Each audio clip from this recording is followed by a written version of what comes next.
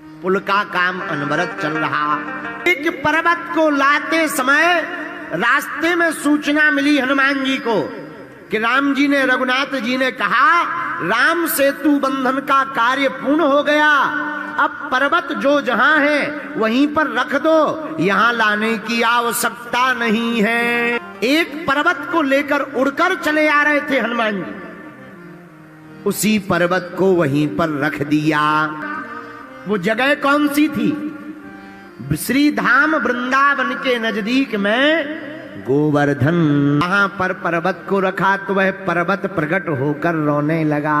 क्या बात है, क्यों रो रहे हो?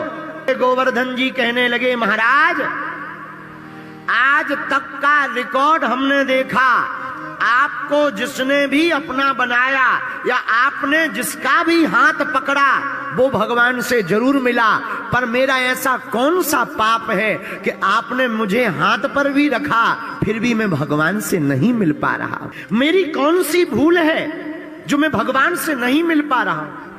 आपने तो अपने हाथ पर रखा, आप तो महात्मा हैं, संतों के भी संत हैं, क्या राम जी के दर्शन नहीं होंगे? श्री हनुमान जी महाराज उसकी रोती हुई वाणी को सुनकर के बोले, रो मत, भगवान की आज्ञा हमारे लिए सर्वोपरि है, तो तुम चिंता मत करो, हम कुछ संदेशा राम जी से लाकर तुमको देते।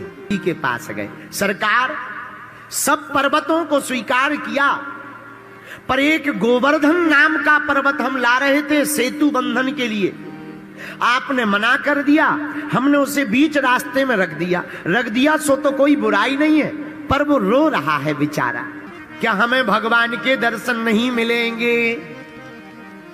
राम जी बोले, भैया हनुमान, सेतु बंधन का काम तो पूरा हो गया, लेकिन अगर वह पर्वत रो रहा और तुमने उसे अपने हाथ पर रखा तो तुमने तो अपने हाथ पर रखकर अपने सम में रखा होगा, जाकर के तुम वचन दे आओ, हम द्वापर युग में जब श्री कृष्ण अवतार लेकर के आएंगे उस पर्वत को दर्शन भी देंगे और अपनी उंगली पर उठाकर अपने सिर पर रखेंगे।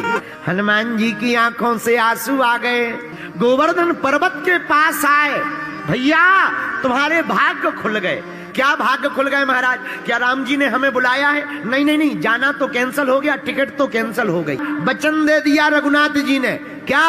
बोले द्वापर युग में जब वह कृष्ण अवतार लेंगे तब एक दिन नहीं, एक घड़ी नहीं, 7 दिन तक तुम्हें सरकार के दर्शन होंगे और अपनी अंगुली पर तुमको धारण करेंगे।